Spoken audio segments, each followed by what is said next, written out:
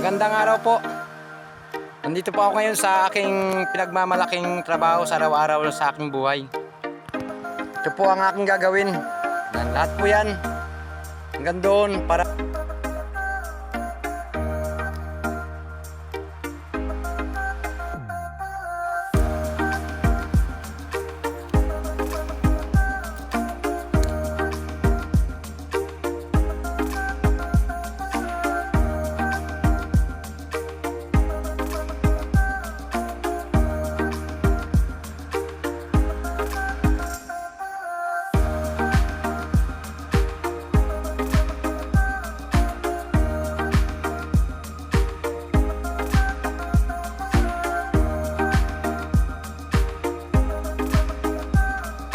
Ako.